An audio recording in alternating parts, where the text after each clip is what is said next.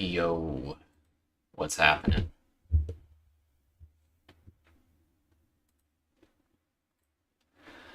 Man, it feels like I just streamed, huh? Shit. Well, another beautiful day, am I right?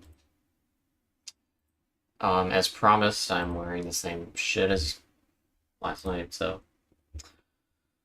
Yep. Alright. Hopefully everyone's doing well.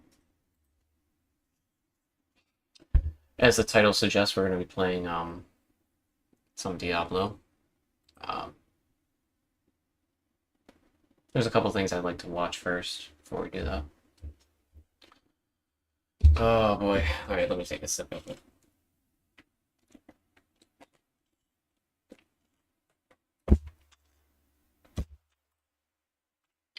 Okay. Back to me.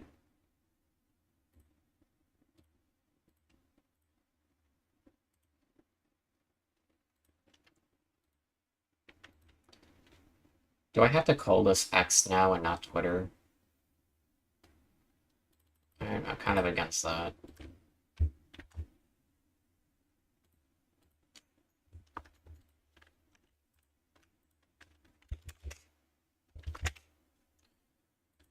Still says Twitter, so maybe it's not.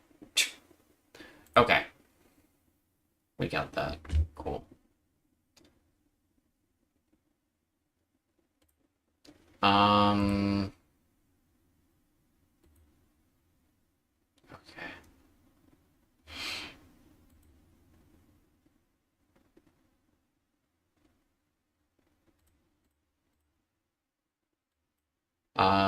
All right. I saw this, I didn't watch it, but I saw that there was an interview done between Just Pearly Things and, Piers Morgan. And it's in regards to a anti-Semitic song that she produced. Now,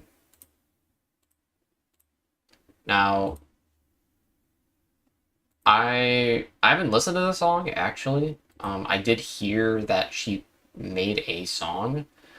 People were roasting her over it. I don't know. So, okay, what's up? Welcome back to Piers Morgan Uncensored. Pearl Davis is the self-styled anti-feminist influencer who's creating major buzz online with a contrarian view. She's appeared in a couple of debates on this show. It's called Uncensored after all. We welcome any honestly held opinions. Why is he talking like he has shit in his mouth? Is that just me? This week, she's facing a major backlash for posting a song titled Why Can't We Talk About the Jews, which she dedicated to far-right commentator Nick Fuentes before later deleting it. Jeez, look at her face. She's already, like, indignant. Why can't we talk about them without getting kicked off of YouTube? Now, I'm not saying Hitler was a good guy, but I kinda wanna know why. Now there's all these conspiracy theories. What the fuck is this shit? Is this like actual singing? I'm like more offended by how bad this song is. And the more they talk, I think maybe they're right. She's like laughing through it too. Like she knows what she's doing. But I can't even listen to the convo. Well, Pearl joins me now, along with the New York author and founder of End Jew Hatred, Brooke Goldstein, over in the States. All right, Pearl, you've come on the show a couple of times, right? We've had some spirited debates about feminism and stuff like that, and I thought you've made some good points, and it's got lots of traction. Then I wake up the other day and I see this thing that's trending involving you doing this song, and I couldn't really believe what I was watching. I didn't know why did you find it funny? Huh? Did you find it funny? I mean, you know the backlash to it. I mean, you delete. Dude, she looks... Was she like prepared for this? Like I don't know. The way she's conducting herself, it feels like... Oh my god, she shouldn't even come on, dude. Deleted it. You obviously Like, thought honestly. you shouldn't have posted it. Why did you do that? It's like a lose-lose for her. I mean, the point was more about cancel culture and people getting kicked off of social media. If you finish the song, it was more about, like, you can't talk about this topic without being canceled by the left and the right. I don't really have a strong opinion either way. It was kind of just like tongue You don't have a strong opinion about Hitler? What the fuck are you talking about? in cheek. I didn't really expect it to get that crazy. I also... Wait, dude, come on. There's no way that is the case. Like, you produced a song, you know that this was going to ruffle feathers. Just, oh my... At least own up to the fact that you did know that this was going to, like, be controversial.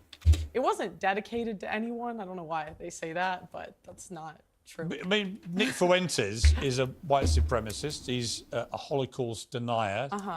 He said afterwards that you had dropped a diss track on the Jews, which he clearly took to be something which was, you know, mocking Jewish people, talking about, I'm not saying Hitler was a good guy, but I want to know why. What do you want to know why? Well, it was more like, why can't we talk about it? It wasn't like If you talked one about the way or more the conspiracy theories you've heard about Hitler and the Holocaust, presumably. I'm a fan of conspiracy theory. Like, you know, people think I'm part of the CIA. There's a whole conspiracy thing online.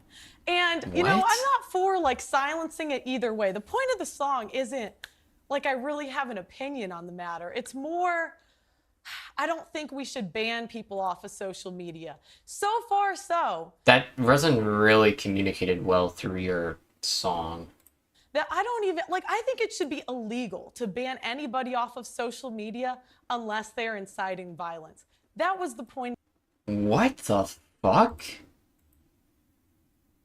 Okay, so guys, if you, I guess it's okay to propagate child pornography through social media and also bots and spam and malware. Into the song, I'm not really. It was more like tongue-in-cheek. But just to be clear, what are the conspiracy theories surrounding Hitler, which you feel the more you hear them, the more you're interested in them? Well, I don't know because I can't hear them. Huh? I don't Well, you know the one. But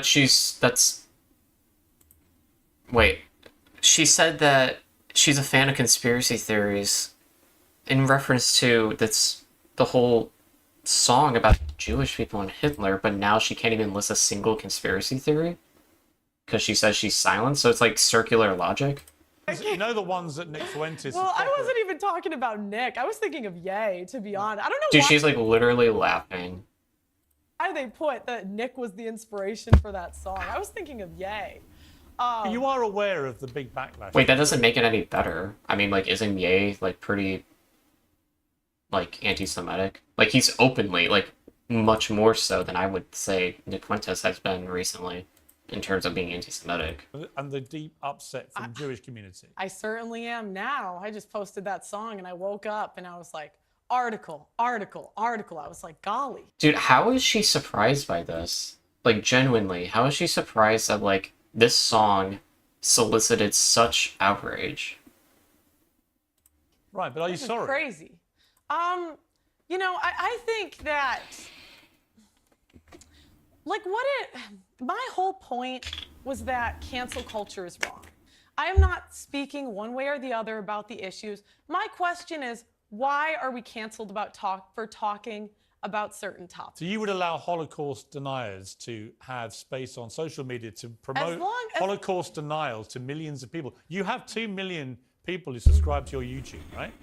That's a big audience of people. I'm not at 2 million yet. I'd like to be. Right, but you have a lot of people that follow you on various social media platforms. Yeah. You put a video like that up, and there are going to be some impressionable young minds going, hang on, what's Pearl saying? Adolf Hitler? Not saying he's a good guy, but I want to know why. The more conspiracies theories I hear, the more I have to think about it. But I took that to mean that you agree with Fuentes and people like that. Why did you cut off the end of the song? I said, but we can't even have the conversation. What is the conversation you want to have? Without being canceled by the left and the right. But the point is any speech. No, I think it's not any speech. It's not any speech. What is the conversation about Hitler and conspiracy theories and the Holocaust that you want to have? That's such a stupid fucking conversation, dude.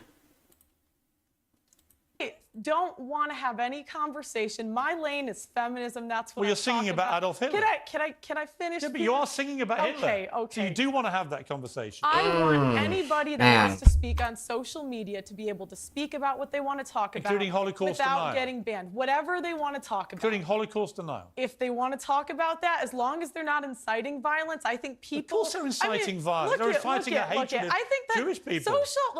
Social media is the new town square, right? You used to be able to go and say your opinions in the town square. Now we have corporations. I don't think that was ever true, was it? Cannot be said. And I think that's wrong. I think that should be illegal. Well, let me bring in Brooke, who's been listening to this. Brooke, I don't think Pearl quite understands why the wording of this song, which she deleted, to be clear, so obviously realised this had not played out maybe the way she hoped. The offence it's caused to the Jewish community. Why was it so offensive? What if you could do Okay, SEO smarter? when they say shit like this was offensive to the Jewish community, what he really means, is he like really, like, I just don't understand what that actually means. Like, by Jewish community, do you mean like this woman? Or do you mean like leaders of AIPAC? Or like, what are we fucking talking about when we say that? Well, first of all, I want to thank you for having me on and for highlighting this issue. Not necessarily highlighting Pearl, but highlighting the issue that what you pointed out is that we're really facing a crisis of societal conscience, where someone like Pearl, who engages... What the fuck is she saying? Wait, I gotta back up, because what she said didn't make sense. Highlighting the issue, that issue. First of all, I want to thank you for having me on and for highlighting this issue. Not necessarily highlighting Pearl, but highlighting the issue that what you pointed out is that we're really facing a crisis of societal conscience, where someone like Pearl, who engages in hate speech, and actually the irony is she's complaining about being canceled. Dude, this is such a I'm sorry, it's just such a disjointed logic train I'm riding on right now. Like, yeah, what this woman's saying, it's like nothing's really connecting well. And yet she's on your platform. She has millions of viewers on the internet and on social media, and she's complaining about being canceled. The crisis is that this is what is profitable now. This clickbait, this type of racial incitement is profitable on the internet. And, you know, I'm sitting here, I'm listening to Pearl. I don't know if she's just plain stupid or she's actually quite intelligent and knows that what she's doing is so sensational that it's going to make her a lot of money. But I want to say one thing. Pearl will... She's like, I want to say one thing, as she already said like 5 different things. Disappear. She will disappear, like many others before her, because this is something that's just... I mean, to be fair, so will you. And like, yeah. A moment in time. She's like a train wreck. It's like a car crash. You know, for example, you can't, you know you shouldn't be looking at it, but you can't take your eyes off it. But this is incredible, man. She's like... she's cooking her like a fucking steak, dude. I want to make one more point. Well done. It's so important, especially on this platform. Hatred is taught. Nobody is born like this. And I talk about it a lot in my book about the dangers of hate education. And it's not something that we can debate, that we can engage in a rational argument with. You can see what her opinion... Well, that's not necessarily true. There are certain... Now, obviously, racism and bigotry are motivated a lot through, well, really through, like, 2 main things, I think. I would say, like, it's a combination of ignorance and fear. So I think those are your 2 biggest things that, like, you know, form, like, or define, rather, bigotry. In terms of the ignorance element, I think that you can absolutely persuade people through reasoning or logic if you present your ideas in a way that's compelling, I guess, to that individual. As this woman pointed out, people aren't born bigoted or whatever. I mean, that's pretty... I don't know. I mean, like, probably, maybe. But, like, I don't think we should look at it that way. I at the end of the day, I think just be like... You know, you can appeal to people's emotions, and, I mean, people are never going to change their minds on something, like, right away. It's going to take time to evolve. But, you know, using like facts, figures, so on and so forth, it's always going to be beneficial.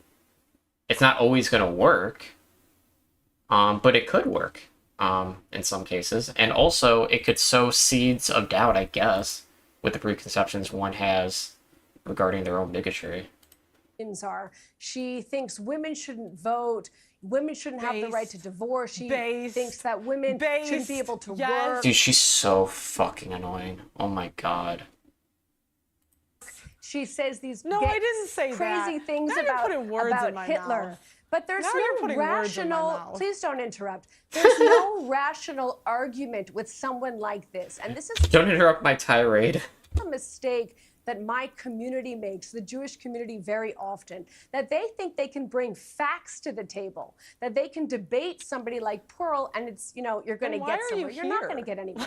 You're going to get somewhere only by shedding the light on this type of bigotry to expose someone like her. Let me the, just the crazy person that she is. All right, bro. Let me go back to Pearl. Pearl, let me just offer you some advice, right? Okay. Because I don't think you're stupid. And in the 2 appearances you've made previously on this program, I thought it was interesting. It was controversial in some ways, but actually a lot of people would have agreed with some of the things you were saying. There's no question about that. But you seem to know where the line was. Someone like Nick Fuentes doesn't know where the line is. Someone like Kanye West, who I interviewed. I disagree. I think Nick Fuentes is well aware of where the line is, but he purposely, that's why he's been able to effectively be, you know, relevant, I think, for this many years. It's because he's well aware of where that line is.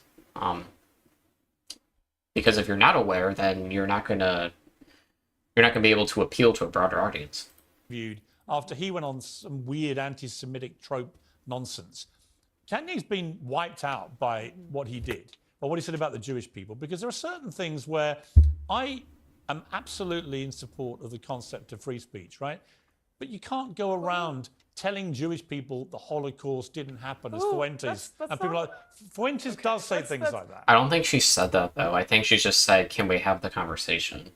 Now, obviously, I don't trust her, and I think that she probably doesn't. But honestly, if I'm being real here, I think this whole thing was just created by her for like attention and clout sharking. I mean, she even said that she hopes to have 2 million subs eventually. So like, yeah, I think that it seems more likely that she doesn't actually believe this.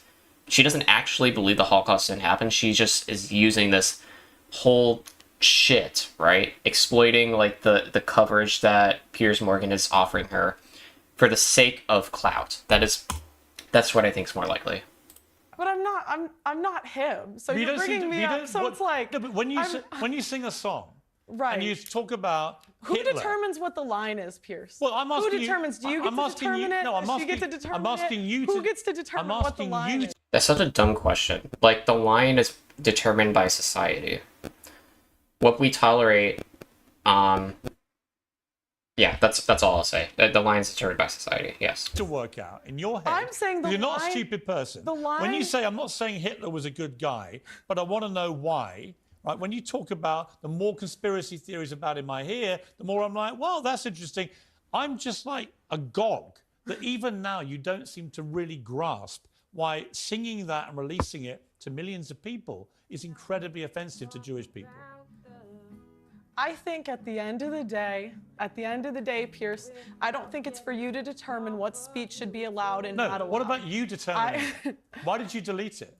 Why did I delete it? Yeah. Because it was just a headache, Pierce. Because you knew it was wrong? I just think it's... What? It's like, it's not the hill I'm trying to die on. Right, but why did you choose that hill to die on?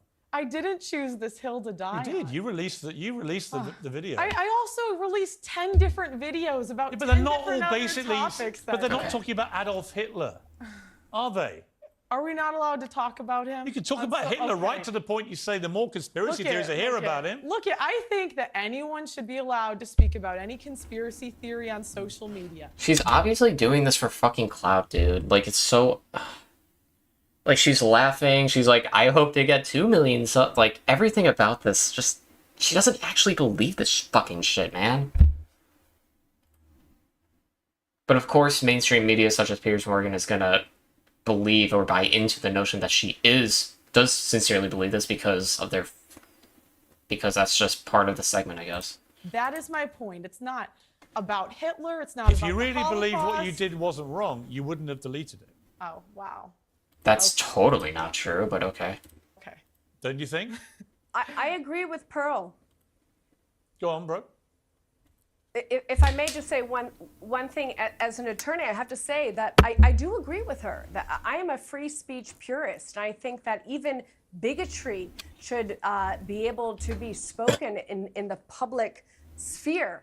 But the problem of cancel culture is not against anti-Jewish speech. I think that's very clear. We see the scourge of anti-Semitism and Jew hatred rising on the internet. The problem is that there's no consequences for it. And the Wait, you can't say that they should be allowed to...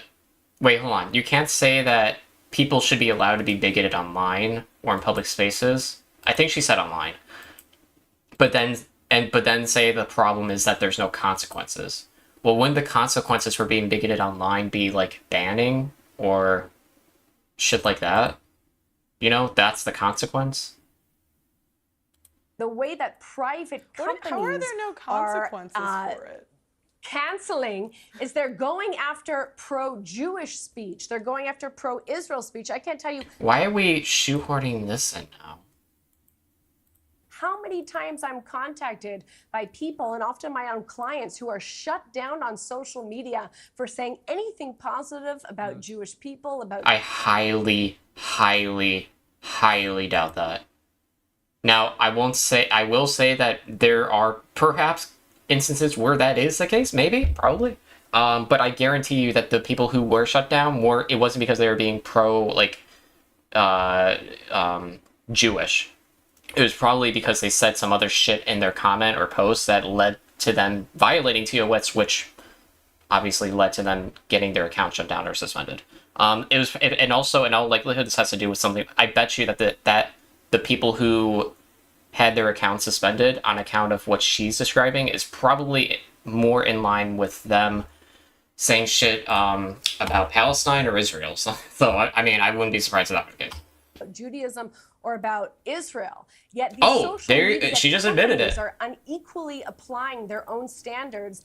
And, you know, while they're, for example, shutting down COVID deniers, they are allowing Holocaust denial speech. They are allowing people like Pearl to spew her hatred. So if we are really free speech purists, and that's what we are saying that companies should do, they This doesn't make any allow sense. all speech. Yeah, I hear you. Listen, So she's a pro-Israel cuck, basically. That's what I'm gathering from this. I would just say this to you, Pearl. Unless it's incitement to immediate violence. Right, I would say this to you, Pearl. So we agree. No. Wait, again, why are we not highlighting like malware or bots or anything like that? That's also pretty damn bad, right?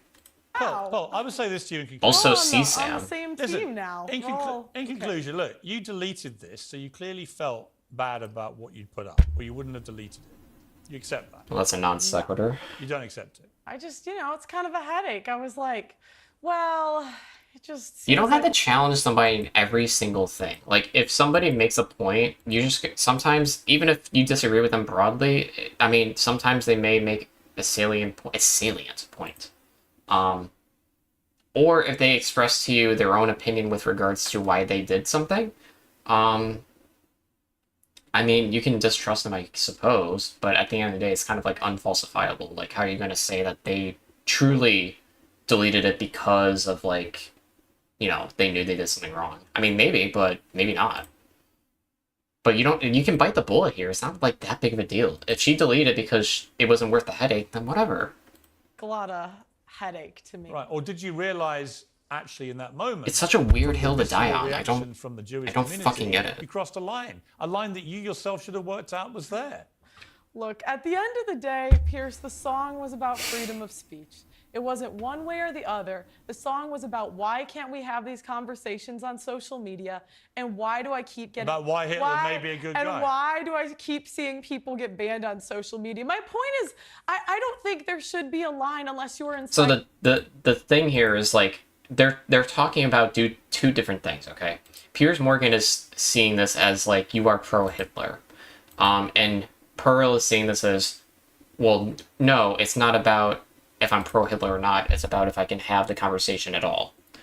So Piers is speaking to the opinions with respect to Hitler. Pearl is speaking to whether or not the conversation itself can be had with regards to whether Hitler was a good guy. Now, obviously, and this is probably common, people will dress up their own opinion in a way, like they'll dog whistle in a way where they're like, actually, I just want to have the conversation, when in reality, what they want to do is just get their ideology out there, so that way it's out there. And because they secretly actually do think Hitler was good. Do I think that's the case with Pearl here? No, because I think Pearl's just a grifter. So that's kind of the issue we're at right now. I don't know why. I don't know how Piers doesn't see that. But again, I guess he's a boomer, so yeah. Fighting violence. Here's Would a line. wait, Piers, would we agree on that? Listen, yes or no? Yes or no? Would we agree? Here's my point. No, yes, You haven't no? answered my question. Okay. I'm not saying Hitler was a good guy, but I want to know why. I want to know why what? We can't have the conversation without being canceled by the left and the right. I just don't understand why you guys edit. You guys cut out the end of the song. Paul. You did 75. She can't act The indignant conversation about about that. whether Hitler was a good guy. You want to have that conversation? I think that He murdered 12 million people, my whole including point, 6 million my Jewish whole people on a point- Holocaust. My whole point is we should be able to have that conversation. But whether on he's a good social guy. media. Yes, because Yeah, again, we're looping pretty hard here. She's saying, I want to have the conversation. I just want to have the conversation. He's saying, you're saying he's a good guy. It's just like the same fucking loop, man. it causes more commotion when you're starting to censor people. I don't agree. Like, I think that's wrong. I think don't it's agree. wrong to censor anybody. Well, you know what? You can have that conversation. You had that conversation. You posted it. You haven't been cancelled. I've had you on the show because I thought Well, that's not what she means by canceled. you But might, with time, to think about this, regret what you did because you can clearly, you're not stupid. You do understand the offence it caused. I mean, I don't know, man. She kind of is a dumb fuck. Like, I've seen her in like other conversations. She is not that intelligent. And wanting to have the right to debate whether Hitler's a good guy. She doesn't seem that is intelligent, just I should say. cretinous. No, I want anybody to be able to speak on any platform. That was the point of the song. All right. Cool. Let's leave it Can there. I point out a nuance here? I've got Brooke, I'm sorry. I'm afraid we've run out of time, but thank you for coming on the program. I greatly appreciate it. And Pearl, thank you for coming on. We gotta talk nuance here. Alright, that was fucking stupid. Man.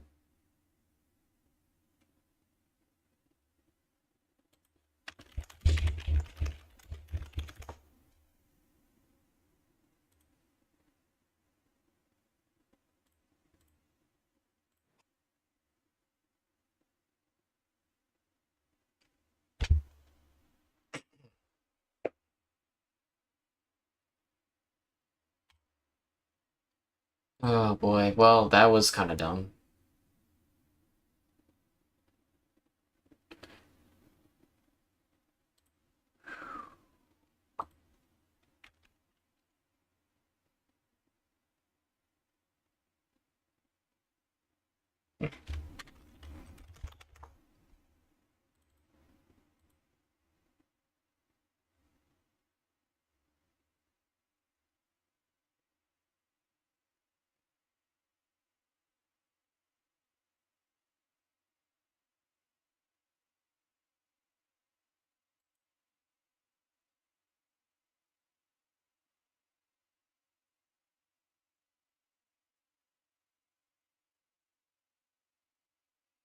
Okay, this is a really dumb take. Alright. I don't know, this is it. I don't know what's going on here. I've been here for almost 17 hours. I don't give a fuck. Get the fuck out of my drive-thru. Fuck you, you little fucking bitch. What'd you say, motherfucker? Let's go. Get the fuck out. Fucking bald-headed ass. Come over here, beat your ass. You little fucking bitch ass, motherfucker. Fuck off, motherfucker. You fucking retarded. Get in the truck. Get your ass back in your fucking I'll car. beat your fucking head in. Get your ass back in your fucking car, retard. You fucking bitch. Yep, you're getting fired today. You know what? You can suck my dick. Go. Lose your job. Sorry. It should be federally illegal to fire retail workers for this behavior.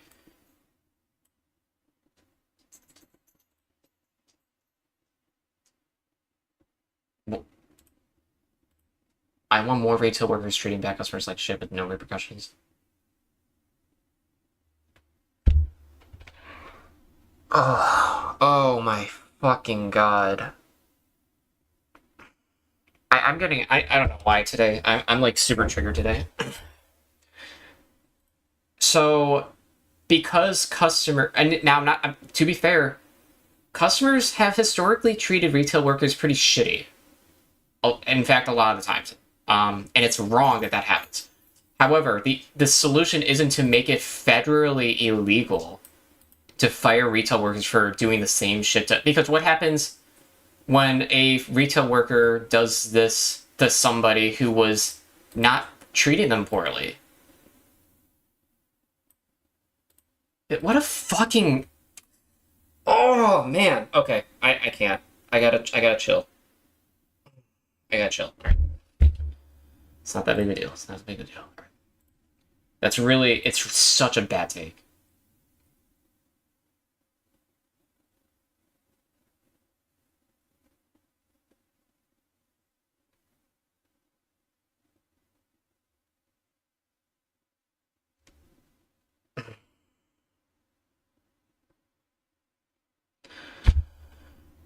Okay.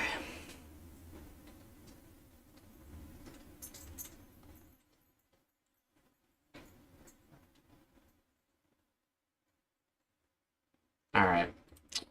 Now, I'm not saying that people should be treated poorly. Obviously, we should all treat each other with respect, especially those who are offering you a good or service. But saying it should be federally illegal is such a fucking dumb thing to say, man. All right.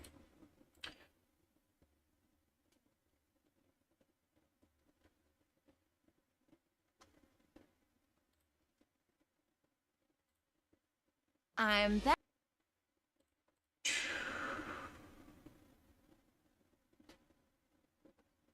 All right, what the fuck is this?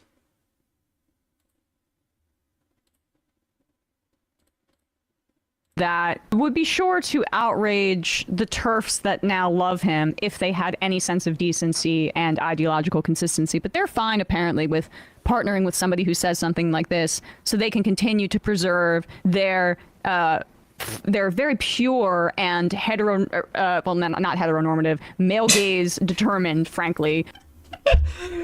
Okay, I'm sorry. It's just like I don't even know if they know what these words mean. They just use them. Like I not just her, but like other lefties. They just use the same fucking words, and like it's like a placeholder for like just a bunch of other shit. Yeah, like male gaze, heteronormative. Notions of femininity. Patriarchal is probably a better word for it. So they'll be fine with partnering with this.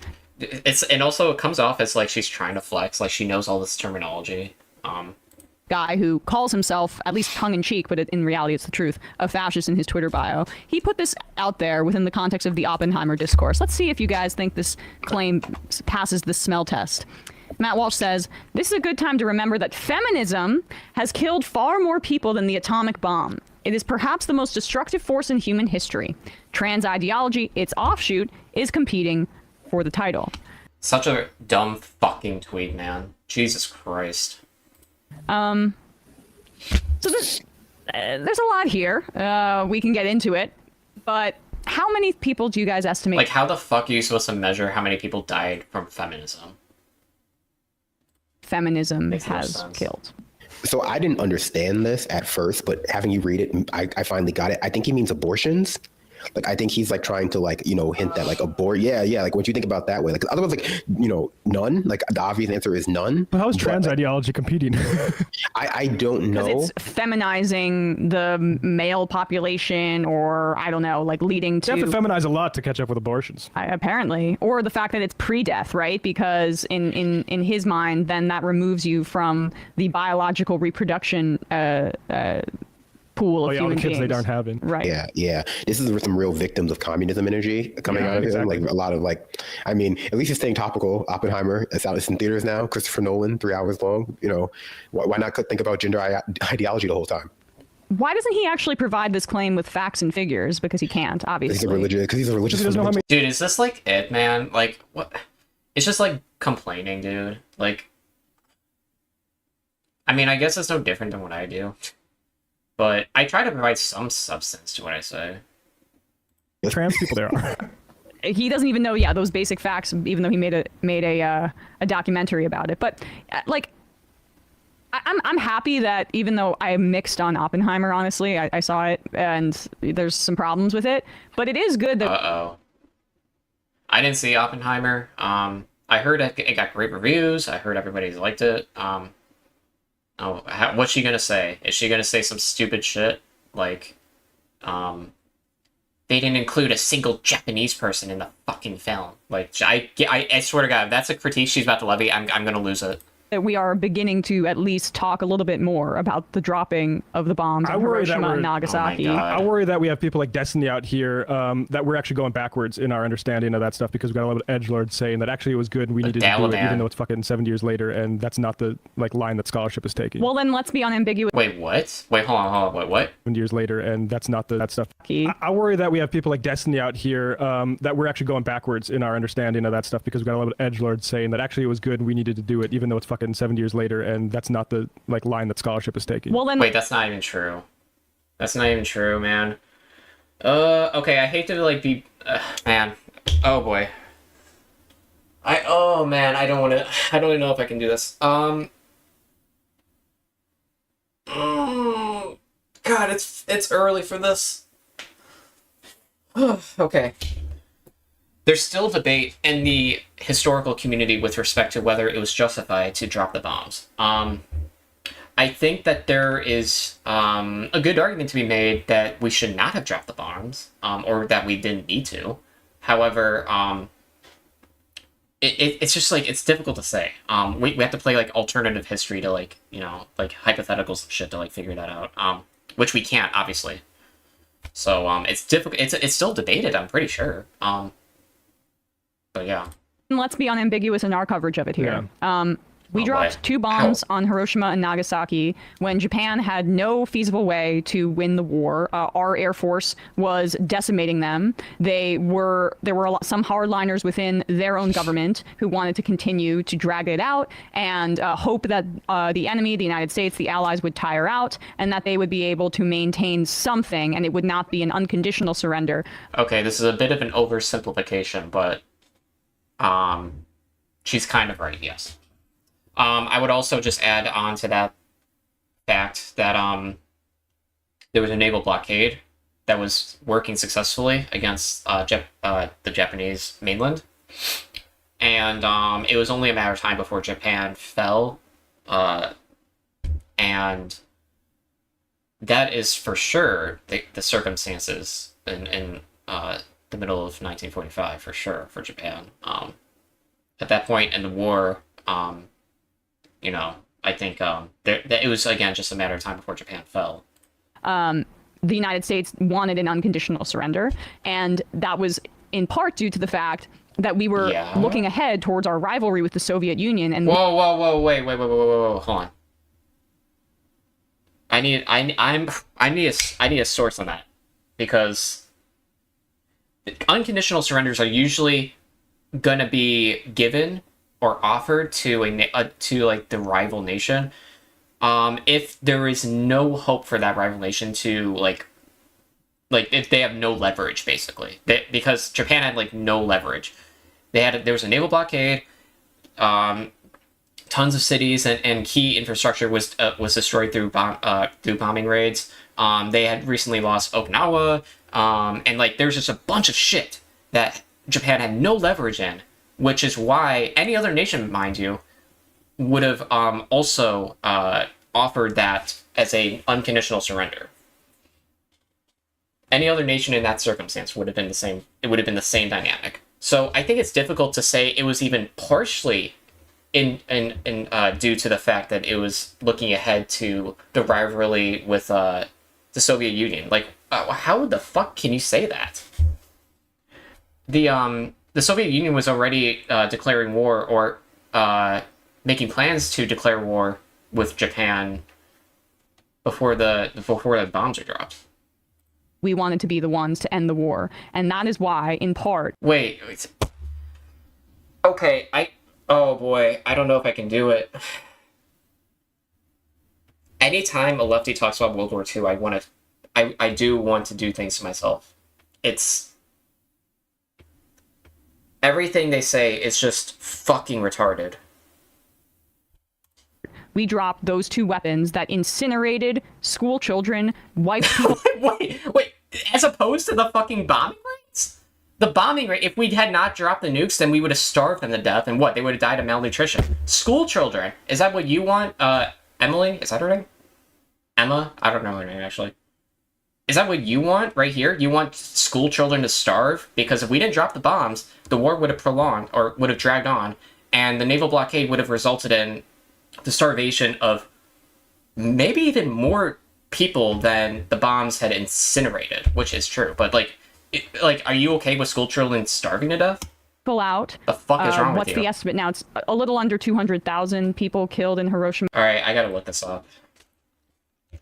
I don't trust the fucking word they say. Atomic bomb. How many people died total? We got 129 to 226. So on the upper end, we got a 220. Okay. And there were 126,000 civilians killed. And we'll just use the upper numbers for sake of argument. And 20,000 soldiers killed. There were 12 Allied prisoners of war in Nagasaki who were killed. Oh, my bad. 12 Allied prisoners of war in Hiroshima, and then in Nagasaki, there were 8 to 13 prisoners of war, Allied. A larger proportion of the deaths that were civilians took place in Nagasaki as opposed to Hiroshima. Obviously, more civilians died from than soldiers, but yeah. I think a part of this also has to do with the fact that that people were given the all clear to like go about their day as if nothing was going on, because they saw the planes and the Japanese officials or whoever believed them to be reconnaissance, and which they were, I guess. But then when the Enola Gay went over, they didn't anticipate, I guess, them carrying an atomic bomb, obviously. Same for Boxcar for Nagasaki. So this is, I think, another contributing factor to why so many people died. I mean, it still would have been a tragic loss of life, but I think it was exacerbated in part due to the fact that people were given the all clear.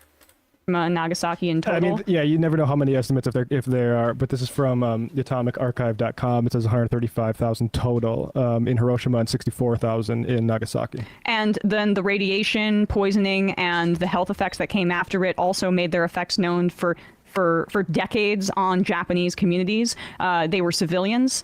These were people that were not involved in the war effort. Okay, shut the fuck up, dude. Shut the fuck up. I can't deal with this shit. Obviously, a large proportion were civilians. However, you can't just discount all the soldiers who were also killed. Additionally, Hiroshima and Nagasaki were key cities that were contributing to the war effort. Also, I believe that total war was in force in Japan during at this point in the war in 1945. I'm actually, you know what? I mean, I'm almost like 100% sure that was the case. They were training school children to fight for the anticipated ground invasion by Allied troops. So this is a false statement to me. And we did it in order to show American might looking ahead to our rivalry with the Soviet Union. Again, there's no evidence for this outside of feelings.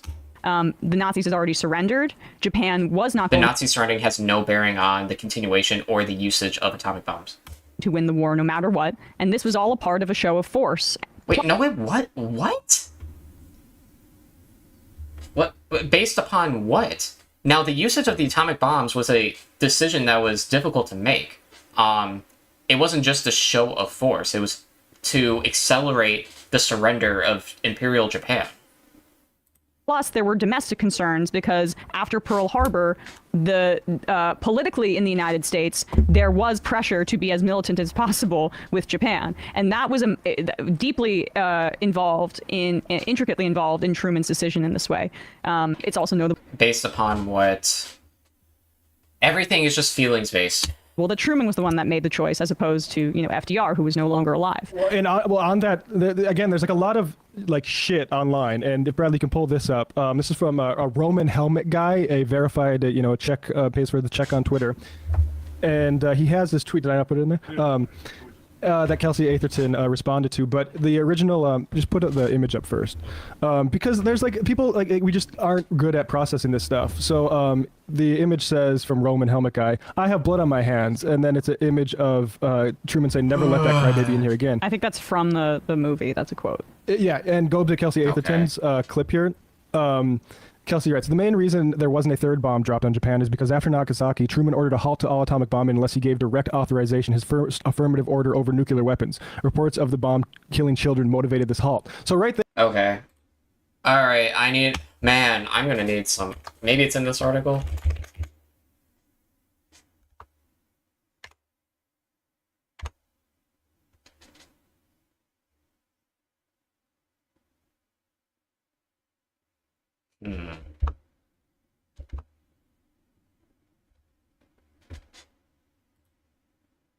Give me a moment. I think there's not safe for work images on this.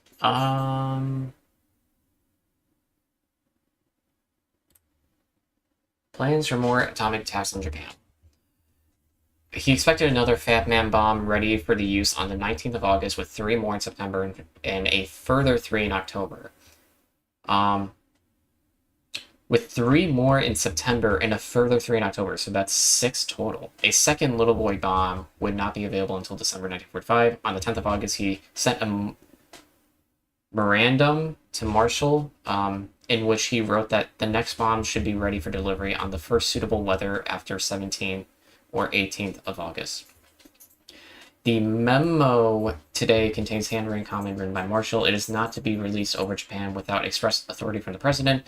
At the cabinet meeting that morning, Truman discussed these actions. James Forrestal paraphrased Truman as saying, there will be further dropping of the atomic bomb.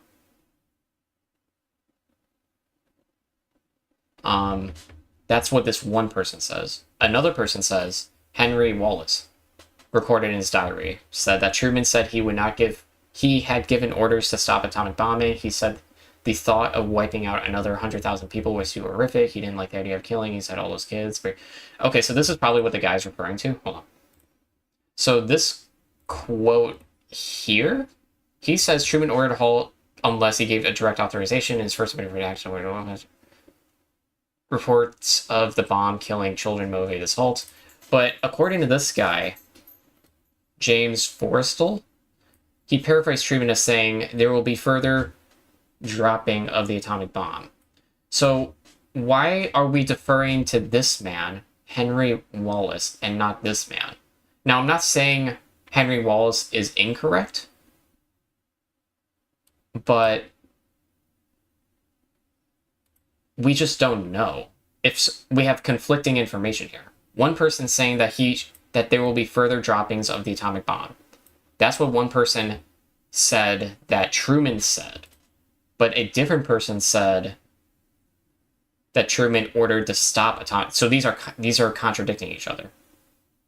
So presenting this information without also including the quote from or what James Forrestal paraphrased, without giving the whole context here, it makes it seem like definitively Truman stopped or didn't want to continue dropping the A-bombs.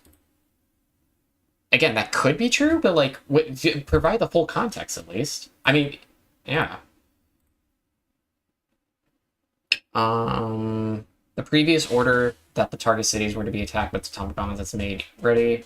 There was already discussion in the War Department about conversing bombs and then in production of Operation Downfall, and Marshall suggested instance in that the remaining cities on the target list be spared attack with atomic bombs. So I just don't get why these people appeal to like emotion. Like, it's such a destructive bomb, which it is, but like they don't even consider what the alternative would have been. The alternative would have been, instead of an A bomb, they would have firebombed these cities and also incinerated school children. I don't understand, the appeal there. Like, the appeal to emotion.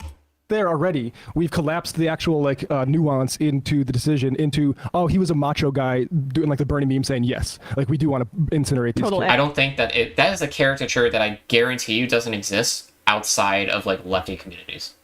Lord, yeah. Exactly, and it's like you when it's presented that way, you'll have a certain percentage of people that are like, oh yeah, we did do that, and actually Truman was based for doing that, and it's not even the way it went down. And the reason who does he interact with that says this?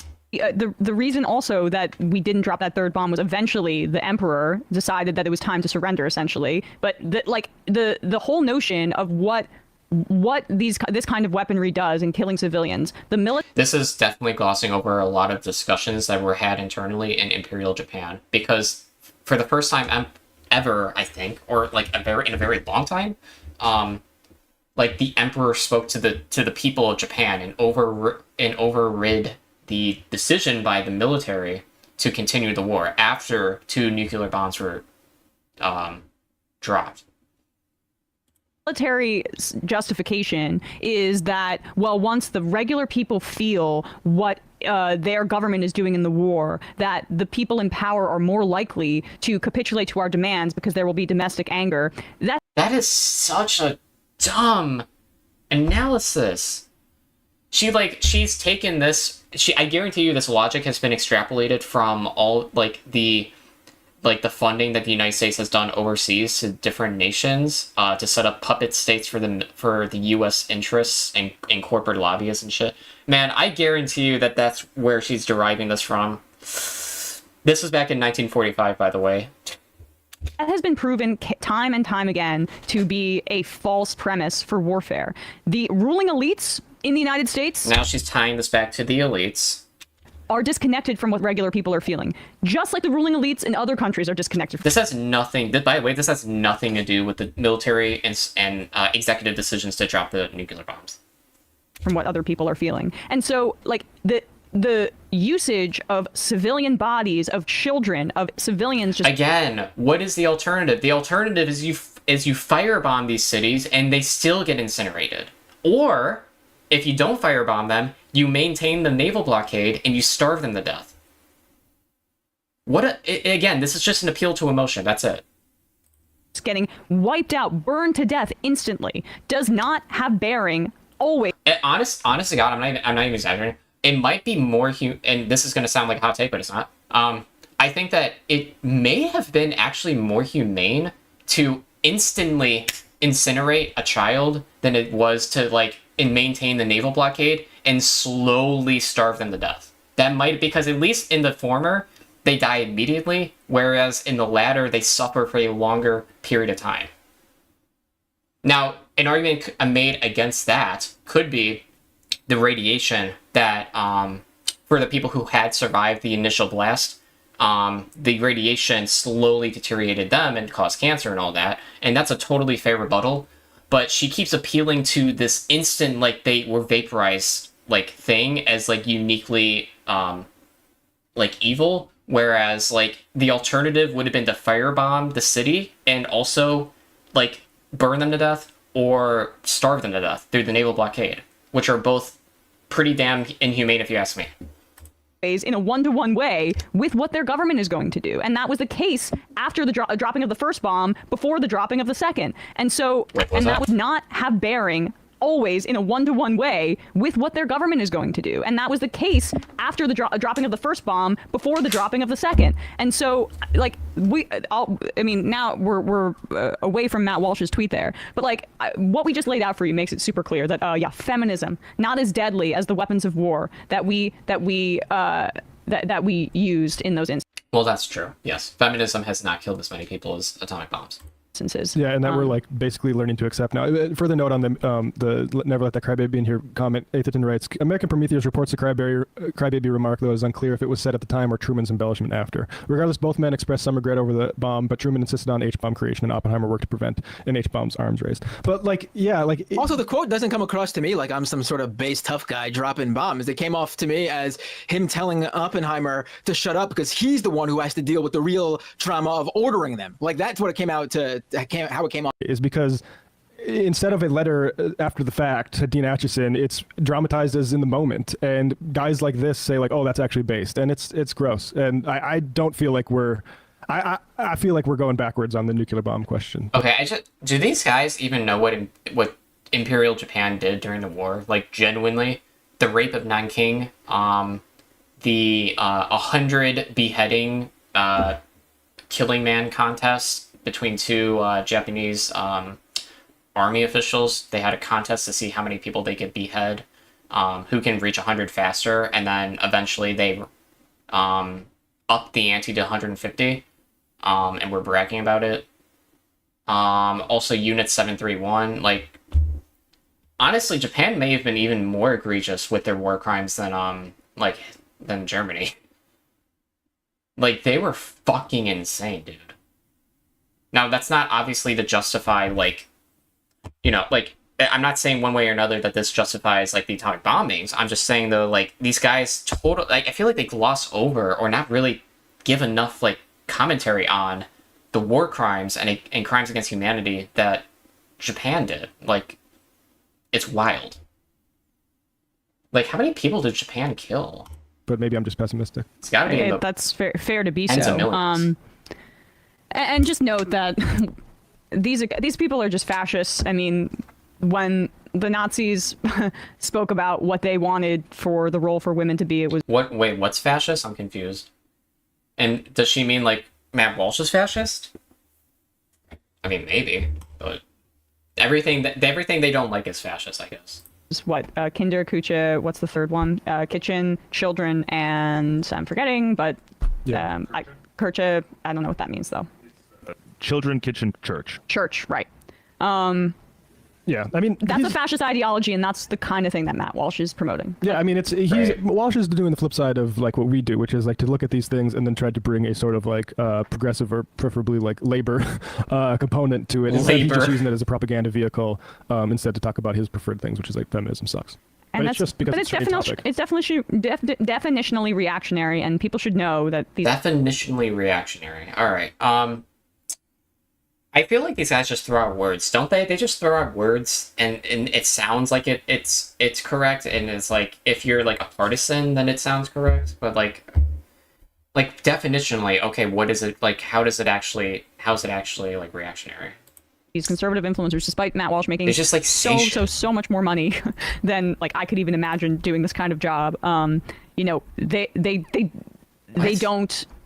doing so in a way that isn't about they're not making money basically because of so many people agree with them. They're making money in an artificial way because they are well funded, and what they're advocating is deeply unpopular, including like reactionary returns to pre-sexual liberation times and times when women were not empowered over their own lives. He's talking about feminism as a larger concept, the empowerment of women. I mean, let's be real here. Do you think a majority of Americans support women having equal rights? Because I do. But that's not what he advocates for. So just the fact that he has a big audience, the fact that he has money, that does not mean that he's appealing to a majority of people. In fact, it's the opposite, and that's why he's funded to spew his retrograde view of the world. All right, this was such a... I don't even know why I watched this. It was so fucking dumb. Like, Matt Walsh bad. Okay, wow. Woohoo, baby. Woo! Yeah, you're really groundbreaking fucking analysis. Alright, I'm in a bad mood today. I don't know why. More so in a trigger mood. Let's just play Diablo. I should have done that from the beginning. Alright. Okay.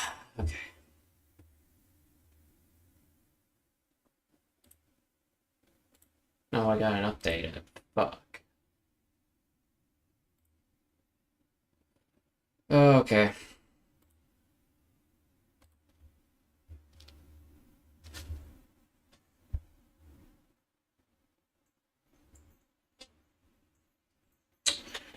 man. I got oh, I got some shit to do in Diablo 4. Here we go. So, let me just show you what I'm talking about here. Oh. Actually, I can't show you. That's okay.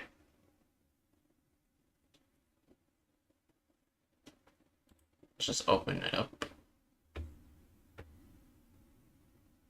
Dude, my dog is sitting right by my cat. It's so funny. You guys are such cuties. You can probably see it a little bit. Alright. Let me... Oh man, you know what? This is keyboard and mouse, so we're gonna have to reuse some shit.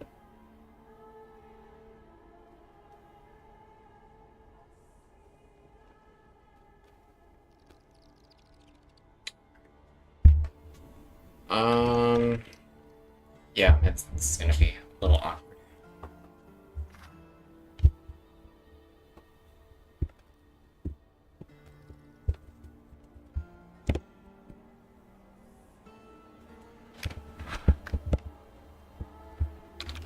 Alright, first things first. Go to here. I hope this pops up. There we go. Cool beans. I also need to bring up this. I don't know if you can see it, probably not.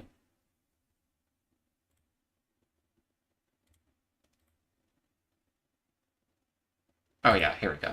Oh, perfect. Alright, this is what we have to do, alright?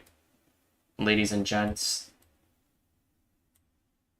So the first, okay, so this is, I'm doing whirlwind build on Barbarian. A couple things I need to get. I want to grind here. So the first thing is a bold chieftain's aspect.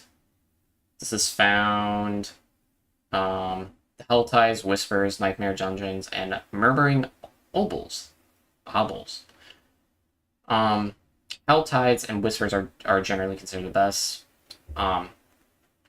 There's just better farming to be had there, so this is the first thing I'm gonna have to do, or the first item I'm gonna have to do, and it increases yeah, I forgot what it does. It like increases Fury regen, I think, something like that. Considering that Whirlwind takes up a lot of your regen, it's probably preferable. And then we also need to farm Aspect of Echoing Fury. This is unlocked in the Sirocco Caverns in Kechistan, which is like one... I should be able to do that first, actually. And this will help with regenerating Fury, which will also make Unbridled Rage more viable. Unbridled Rage is increases your damage output, but I think it takes up more of your Fury. Aspect of the Iron Warrior. This is another aspect. It's unlocked by completing the Karen Fields and the Dry Steppes. It's a buff to Iron Skin and is beneficial to emergency situations to break crowd control. So these are 3 things I'm hoping to get very soon. So let's do it. And I'm gonna have to probably turn down the music. Alright. Now the first thing is to do... first off, let's see where we are. Okay. What's that? Do we have Kechistan unlocked? No, it doesn't look like it.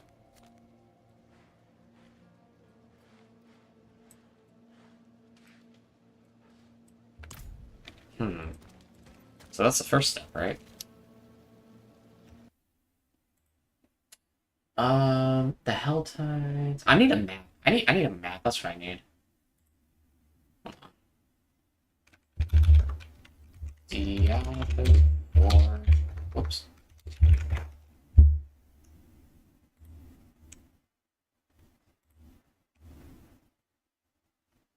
Holy shit.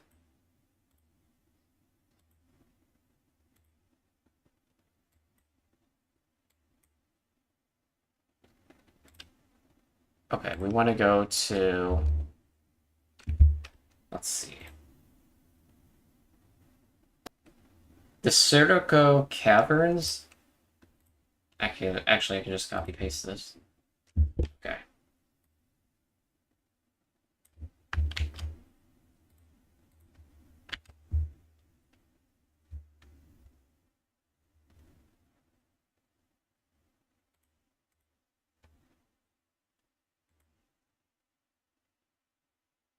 Interesting. Okay, that didn't pull anything up.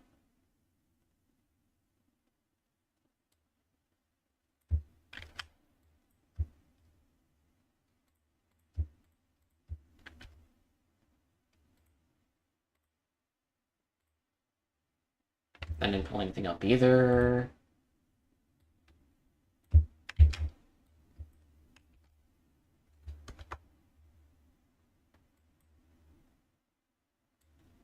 Oh man, that is pretty far west.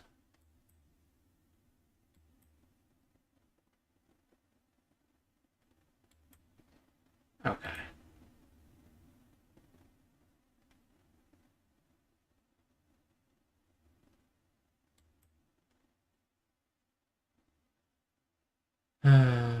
Yeah.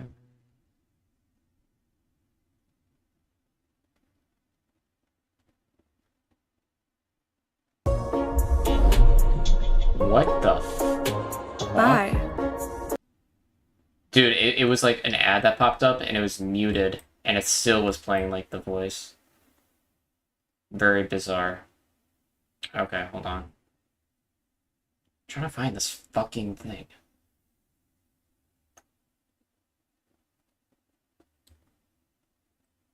Kyrgyzstan? I don't even know. The Forgotten Ruins is somewhere I have to go. I think.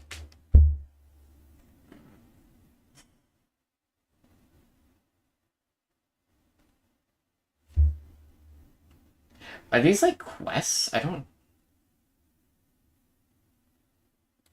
Okay, let's just... Yeah, let's go with this.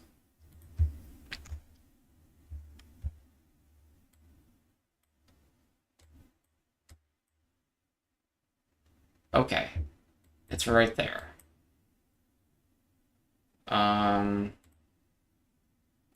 Yeah, right here. We need to go there. So, on the map, it looks like it might be like right around here.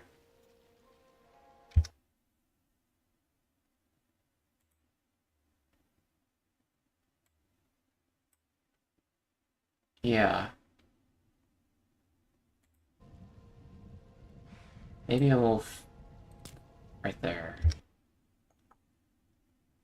In that general vicinity.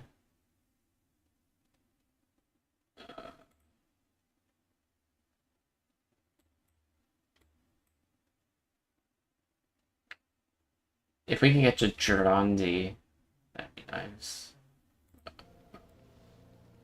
Okay. It's like around there. So let's just go that way. Alright.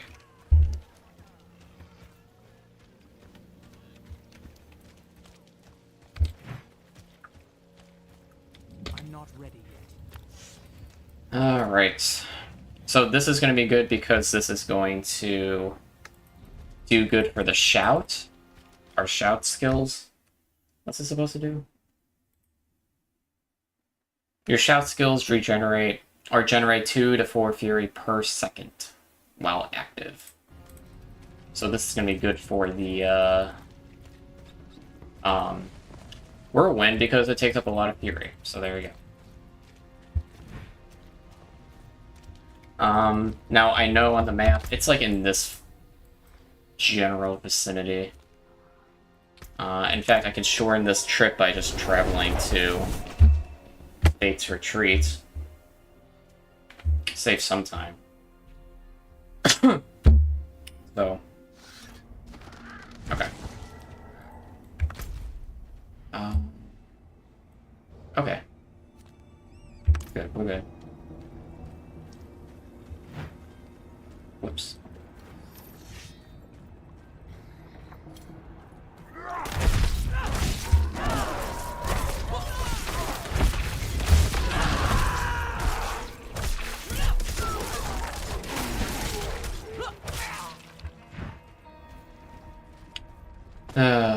Yeah, we're gonna have to, hopefully I marked it in an area that makes sense here. I don't have the, what do you call it? Well, actually, let me see if my audio is good before we continue. Hello, hello, hello. Alright, so that's fine. Okay.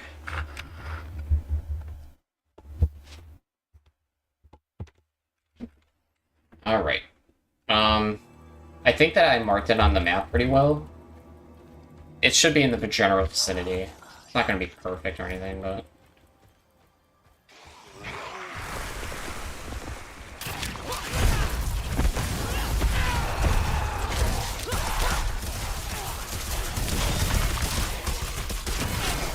Wow.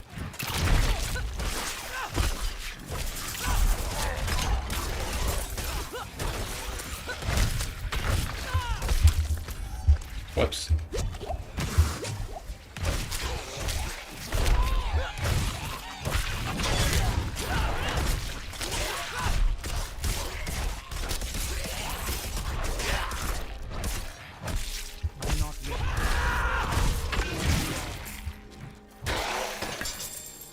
What is that? Oh. Probably for a quest then.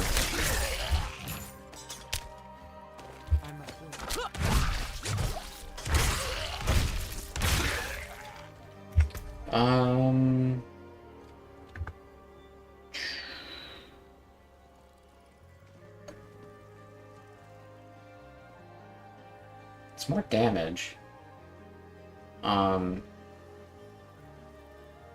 What is that?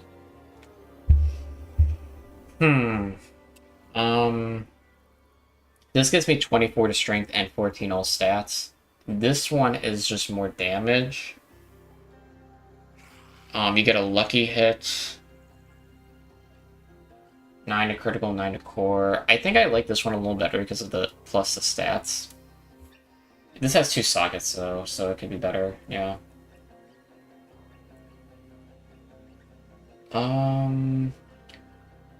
This gives me some resistances. I think I like this one better. It's also significantly more armor, so I'll have that. This one's higher resistances. It's just better. So we will... Which one? Miner's Litany.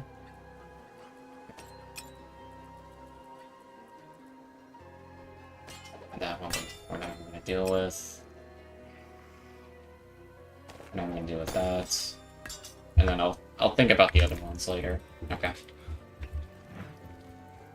I think the build's pretty good so far, what I have. I redid my stats because I was not doing them right at the beginning. I kind of wanted to wing it just for my own sanity.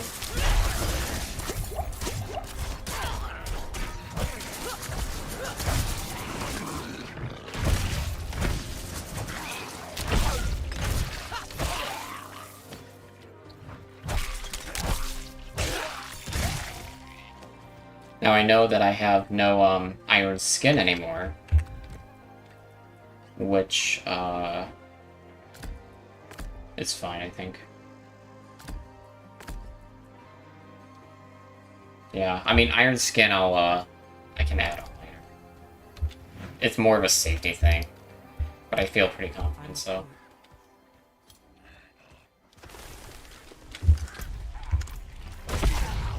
I guess I'll kill these guys.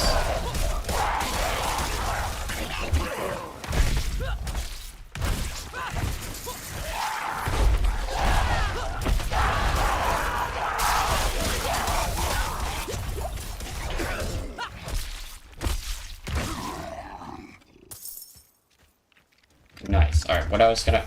Damn it. There's always people.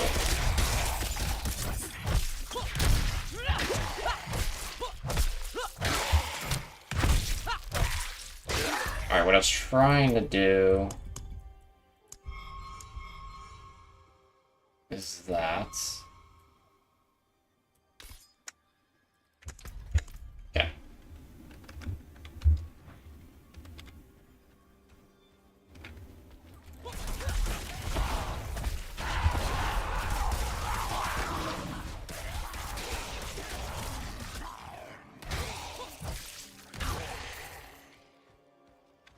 That's so OP. If you have those 3 shouts like that, I mean, that's pretty damn good.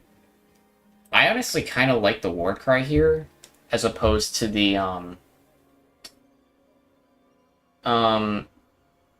as opposed to the iron skin, because I have to have kick. Yeah.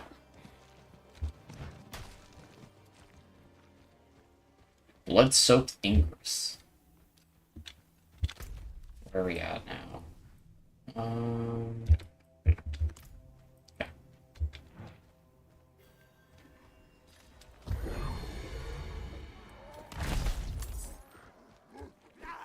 Oh boy.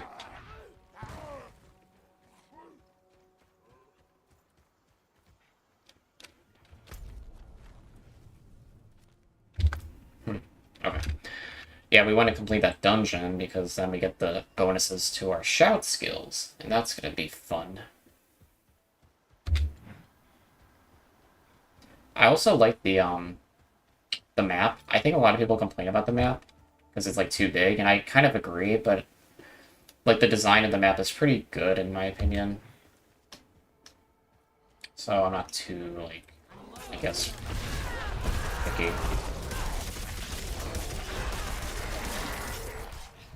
It's just, like, way overpowered.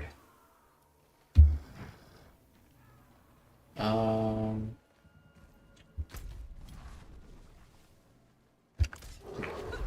gonna have to look at the map again.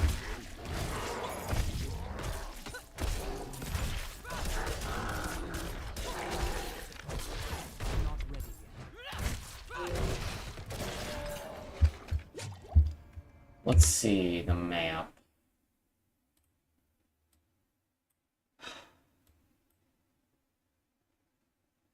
Trying to see where I am in relation to this. I think I have to go further west and further south.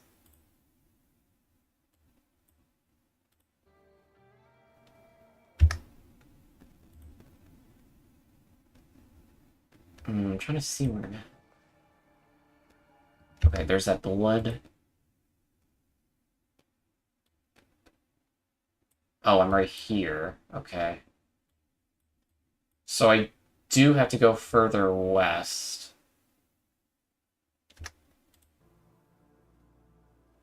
It's gonna be like maybe right there.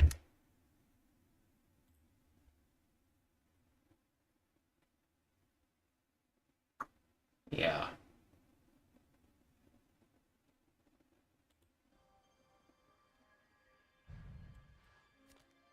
Okay, yeah. I would say so. Yep, okay. It should be around there.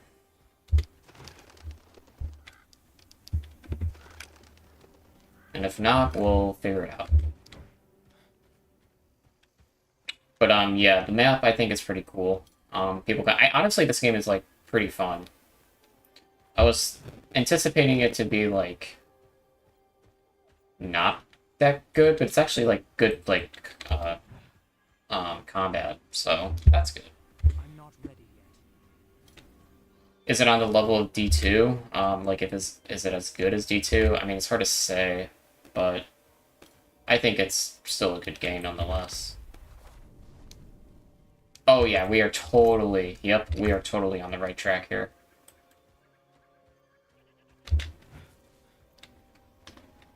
But yeah, I think the game is just pretty good. I need to do that fucking Stallion quest. Where,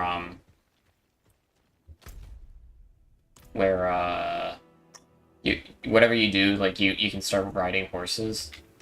Because that would be nice.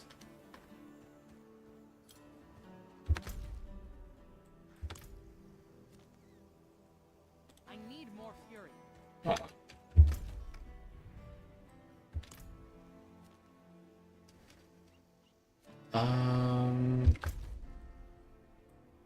Where am I going, actually?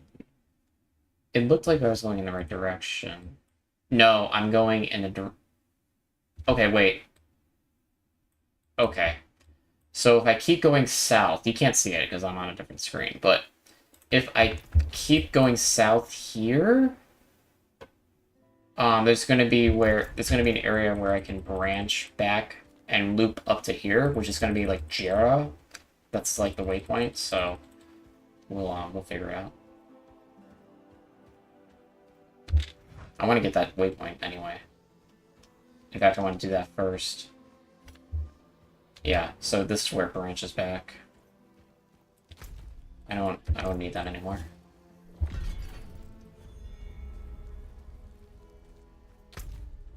Cool, I'll claim that.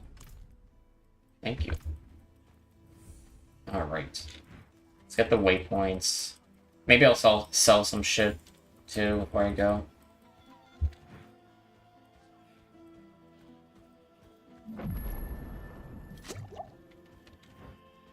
Oh, I have a thing I could increase. Nice. Trying to see here. I could do iron skin, or I could.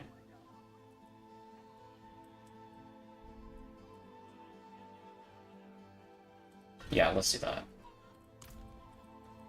The shout skills, I'm hoping to buff as much as possible. Armor vendor. That's better. These boots. So let's go ahead.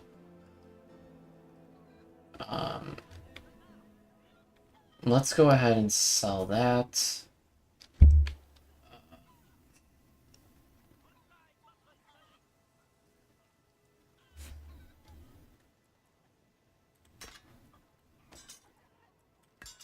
Okay, yeah, we'll do that. My boots right now... Okay, I got 9 dex, 4 to all, including dex. 9.5% lightning. Attacks reduce evades cooldown. Okay. This one has the same thing, except there's more shadow resistance, all stats, and fury cost reduction. That's pretty good. We're gonna get that.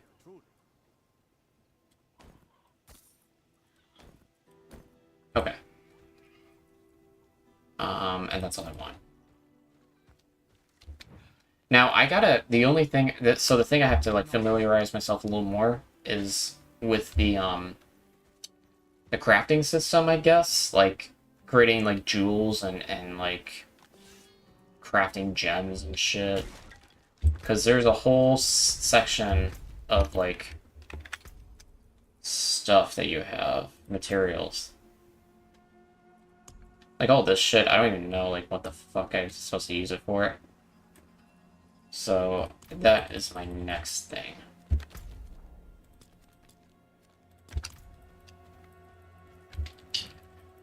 Alright. I'm actually, like, yeah, I think having these, the war cry on 3 is pretty good.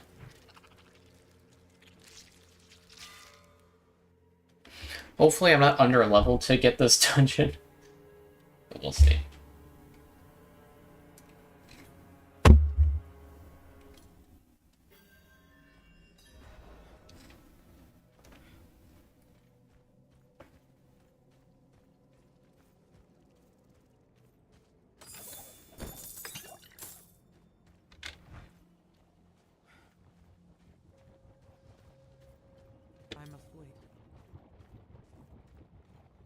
Interesting.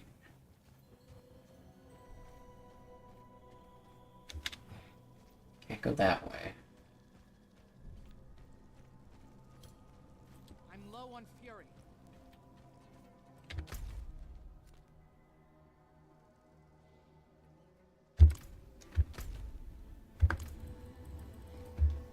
I might have to do something I might have to do something before I can go through here.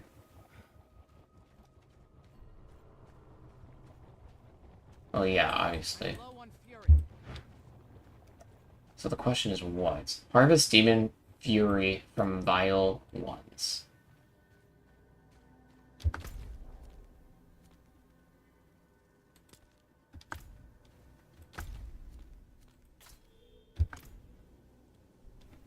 Okay, I don't know if I did it.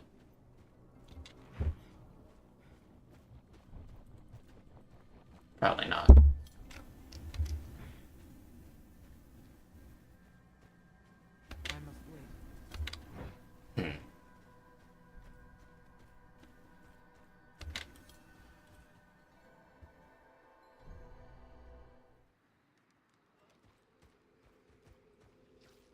Are the Vile Ones these things?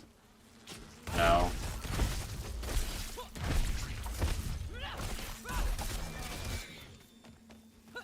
Maybe the things they drop. I got Rawhide. Oh man, I don't know.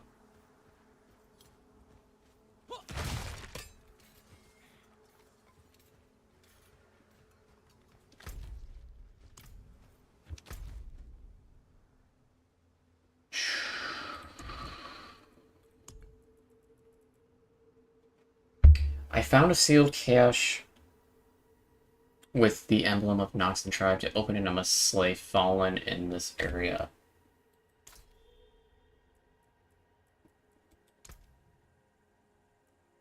No, I want to do this quest.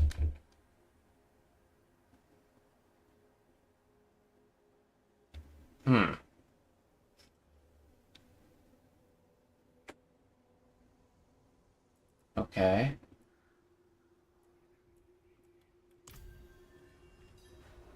So where is that at?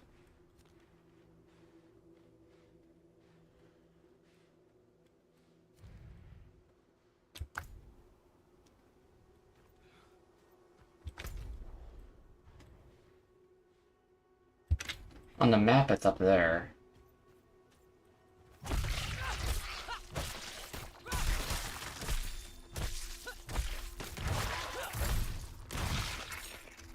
Let me see on the actual map.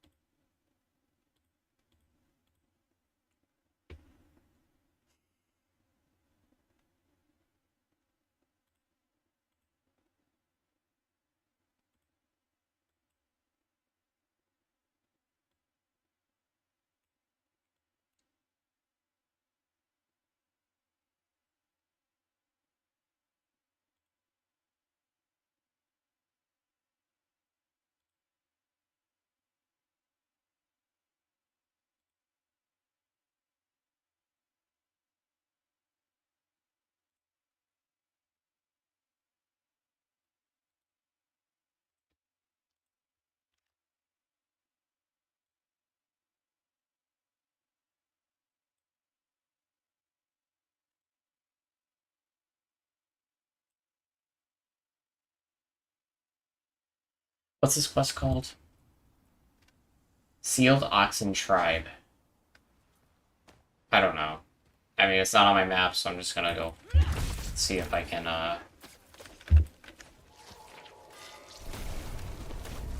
I'll just go here and see where it leads me.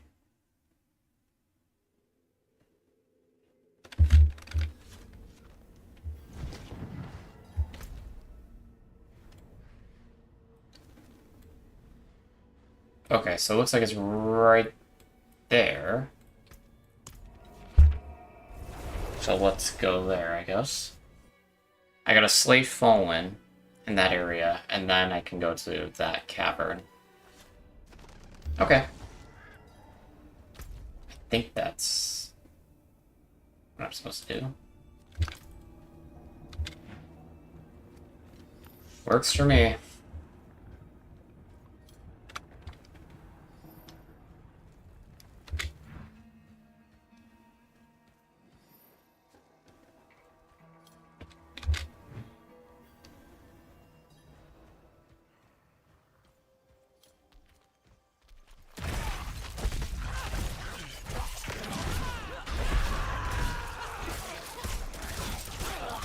Well, these are the vile ones that they speak of.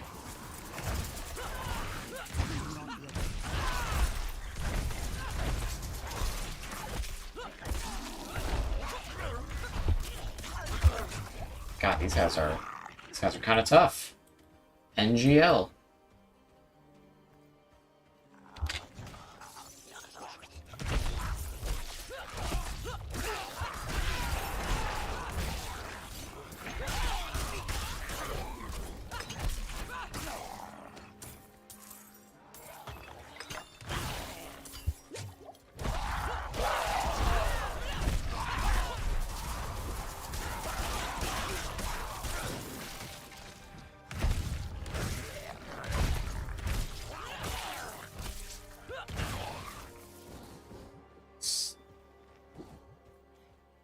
Gotta capture that fury, baby.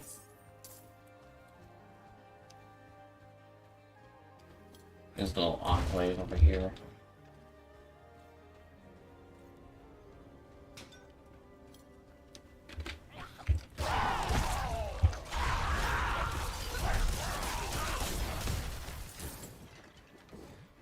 Perfect. Alright, we're almost done. We almost got the fury.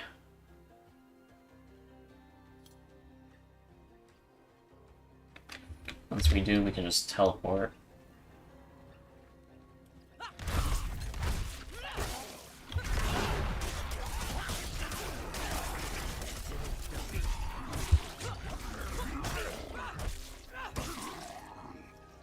Okay, we got that done. So now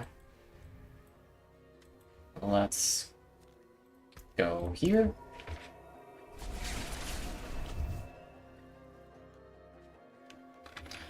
And then we should be able to now go through that cavern.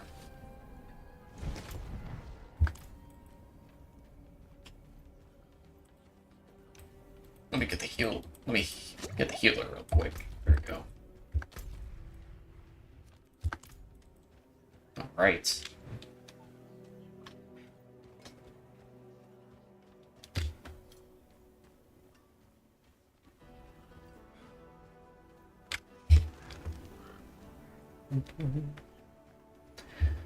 So yeah, this will be good for the build because it'll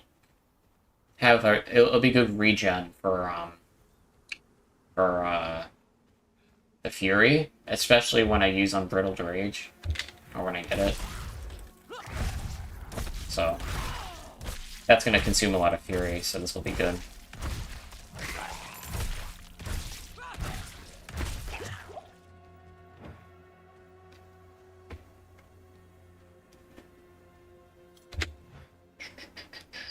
Alright, hopefully I did everything correctly.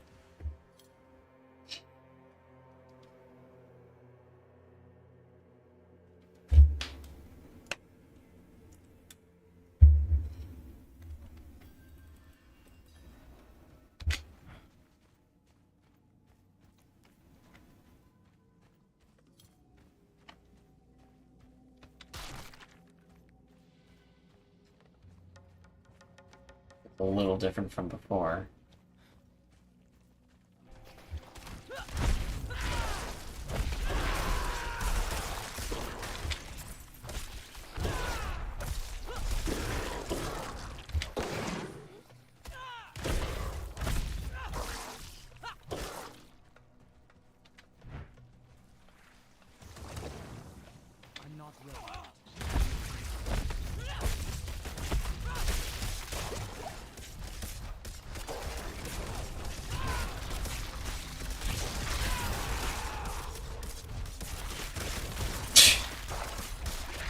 Just going in a fucking circle.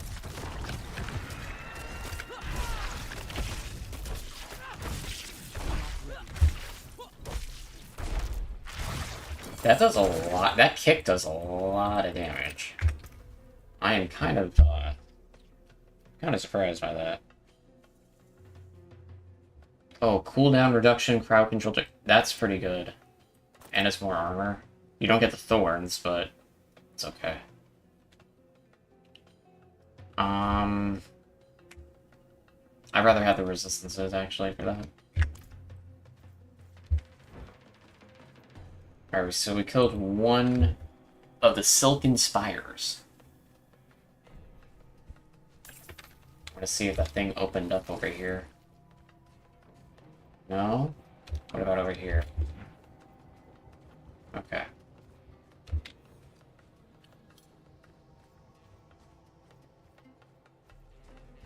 I wonder why the map changed here.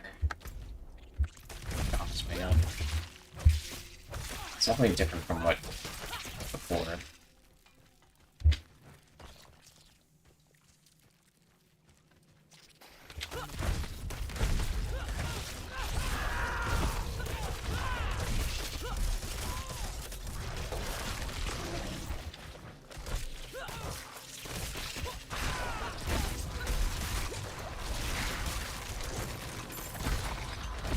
Man, I'm doing hella damage.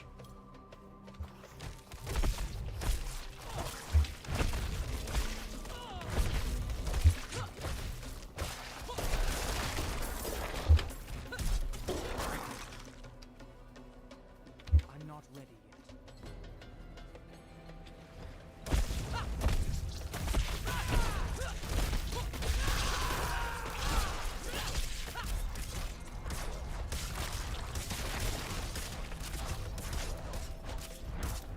I don't have enough fury.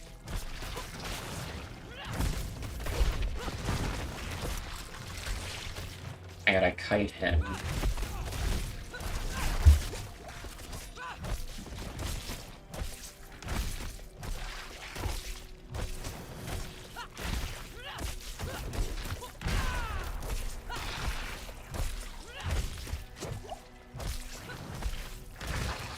Easy money.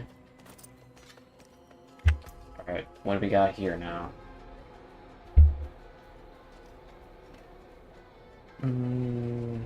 This is better.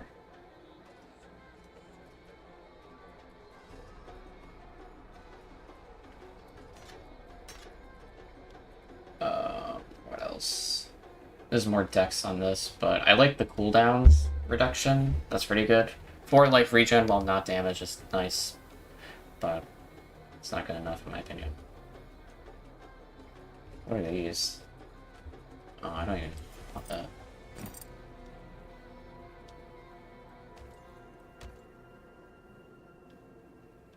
Okay. We got one more spire.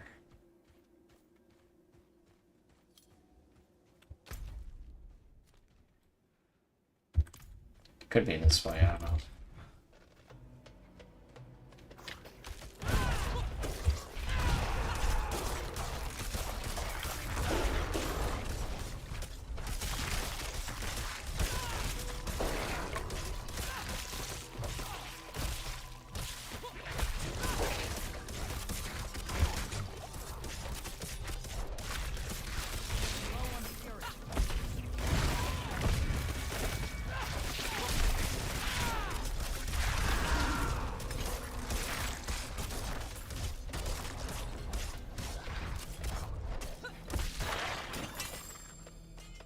You good?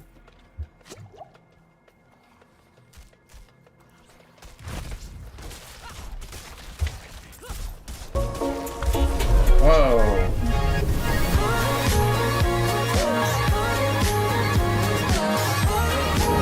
Okay, sorry about that. I just got rid of that map.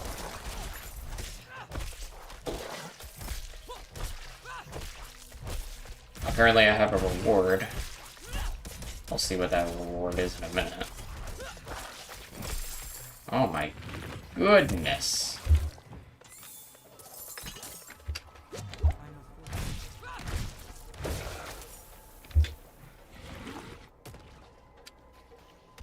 Alright, I'm kill those guys.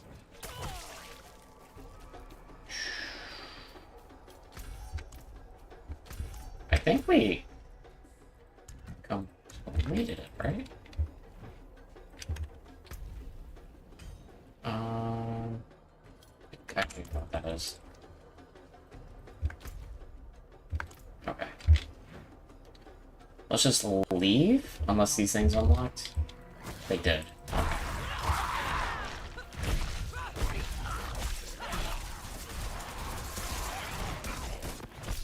Travel to the corrupted sands. Now, I don't know where the fuck that is.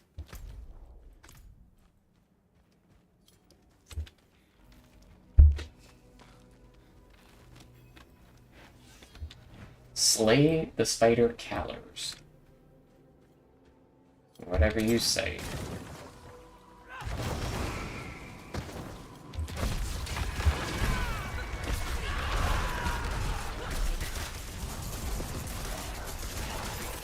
Oh boy, is this a tough one.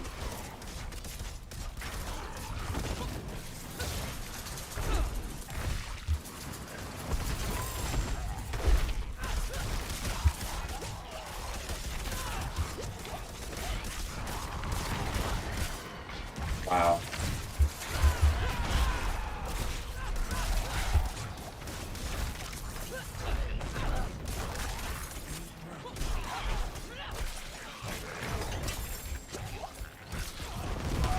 Oh, man.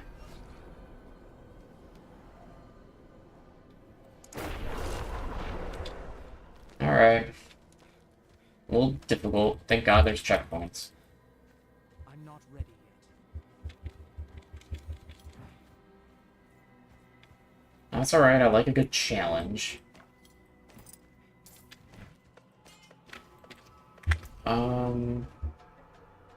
That one's worse. This one is worse. This one's better. A rank of Warcry, but I already have that rank from that one. This one's better slightly.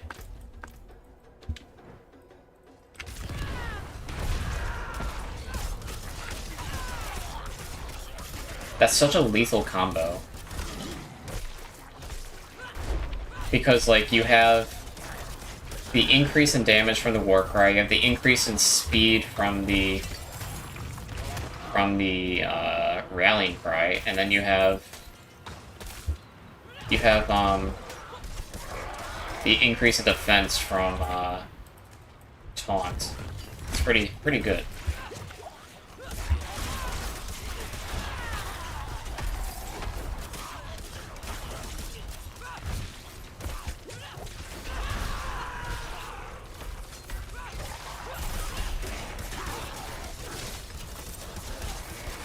Holy shit.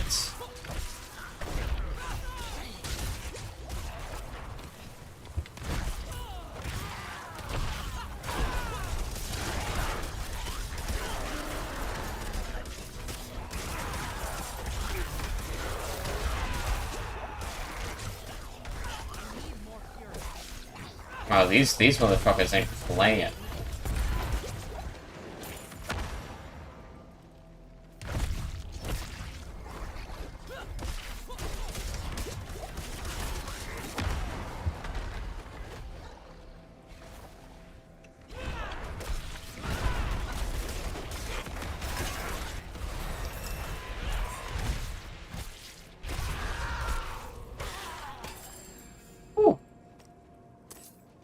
Alright.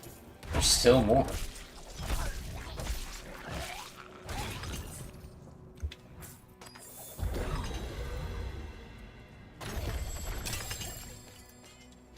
Alright, we got a lot of shit to look at here. This ring is better. So we will place that on.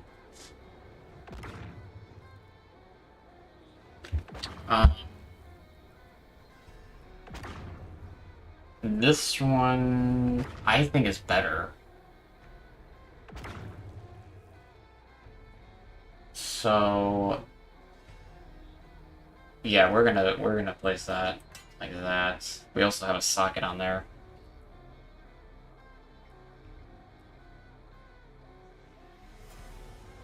It's gonna take a lot for this to... Yeah. There's more to resistances. There's thorns, which is good.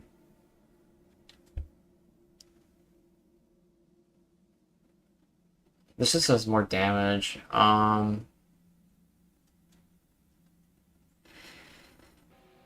don't know. I'll have to think about that one.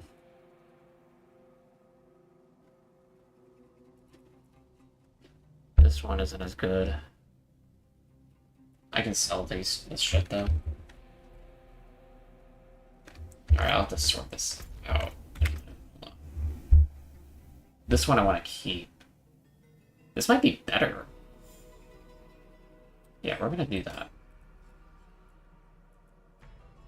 And all this shit can get sold.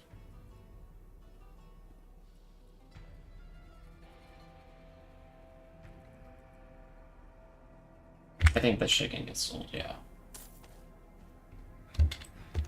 Alright, we got one more Cowler to slay.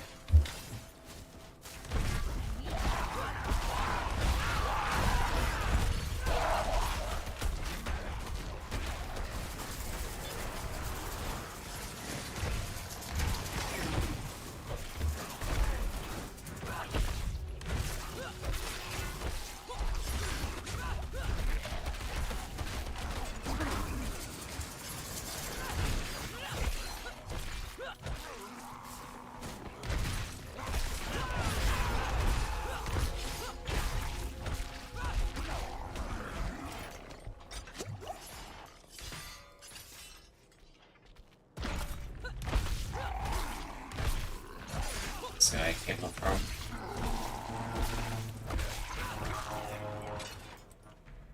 Well, we did that.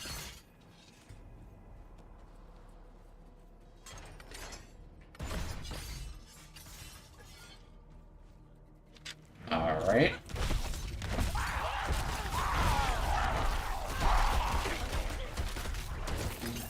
Oh my god, that shit's OP.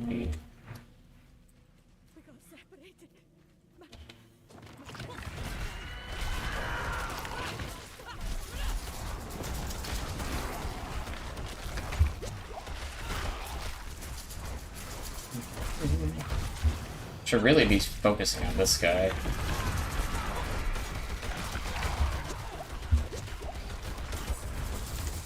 Man, that poison damage is a bitch.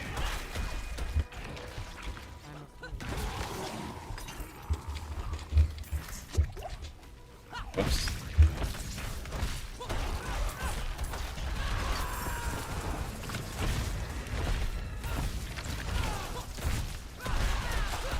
And everything's happening at once.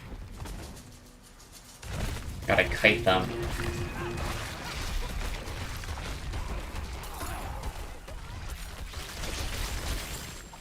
Ah, the poison, the poison, the poison.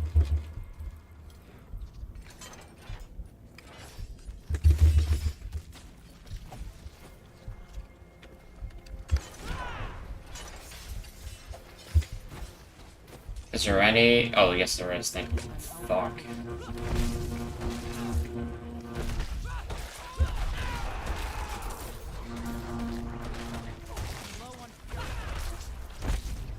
My only goal is to kill these things fast enough.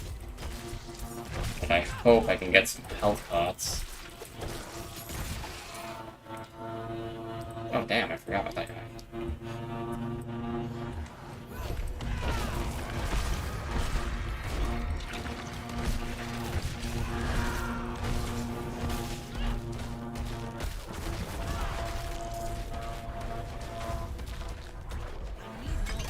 Thank God. Wow, a legendary ring. You have unlocked the aspect of Echoing Fury! Woo-hoo!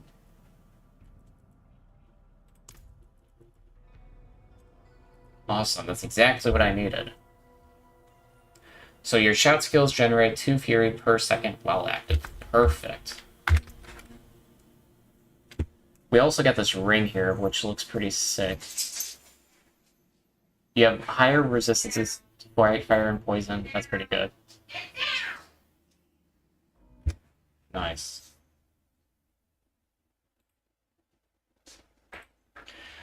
Alright, give me 1 second.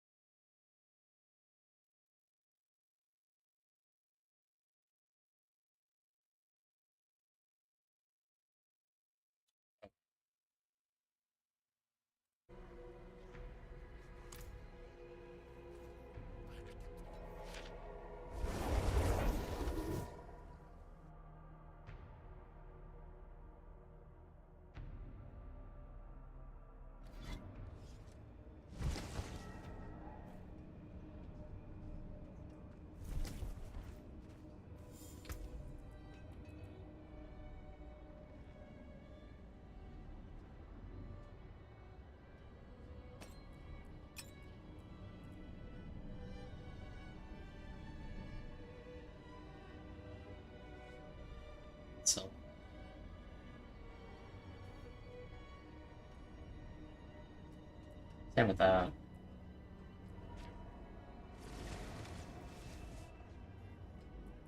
What is this?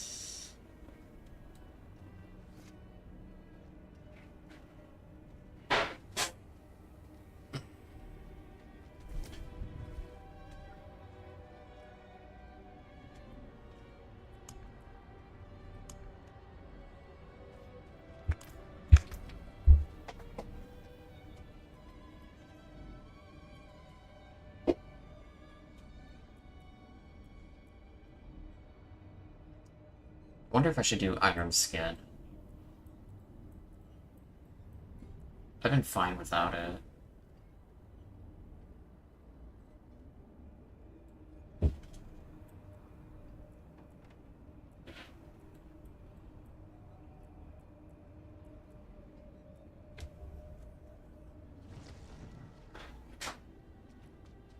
There's just cake of bricks cooked all over their wheels. What?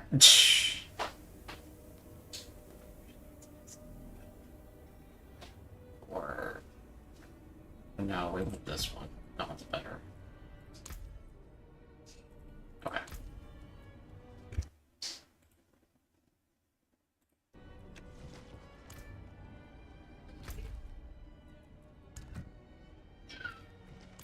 Okay, I think that's it for today.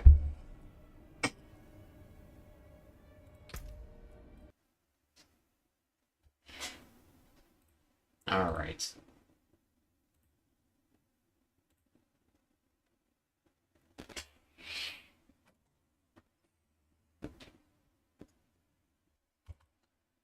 Let me exit out of this. All right, well, I guess that's about it. I'm gonna go lay down. Rest my tummy.